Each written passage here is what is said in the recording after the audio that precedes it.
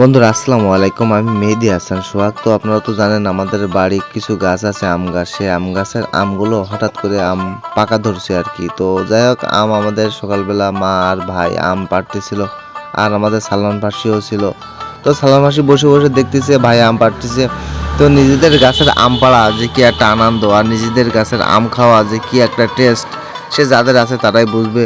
তো আম এবছর মনে হয় কোনো আম কেনা লাগবে না, কেননা আম প্রচুর টাকার আম হয়েছে গাছে। তো দেখেন আপনারা, আম তো দেখতে পাচ্ছেন, আম সব কিছু কালার চলে আসলে তো আমগুলো এখন পেড়ে রাখতে হবে, ক্যারেটে ক্যারেটে রেখে একটু হালকা জাগ দিতে হবে।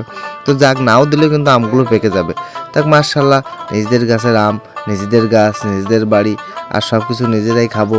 তো যাই হোক, আমরা সব কিছু ফ্যামিলি মিলে আমরা সব কিছু খাবো, সবাই মিলে একসঙ্গে খাবো।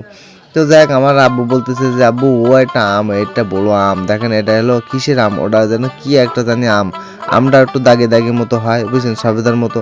তো আমরা আমি নাম জানি না, কিন্তু বাড়িতে প্রচুর আকারে আম গাছ আছে। তো আমাদের আম গাছগুলো মানে এত সুন্দর সুন্দর আম হয়েছে, তো আপনাদের কি বলবো, কেননা বলার ভাষা নাই। ছোট ছোট গাছে অনেকগুলো আম, তো সব কিছু কিন্তু আটির চারা।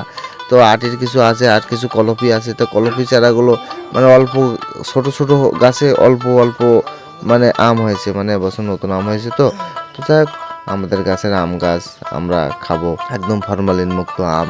তো নিজেদের গাছের আম যদি যদি খাওয়া যায় একদম ফরমালিন মুক্ত, তো কেমন হয় আপনারা বলেন। তো এই গাছের আমগুলো অনেক বড় বড় হয়, এই গাছের আমগুলো অনেক মিষ্টি সুস্বাদুও হয়।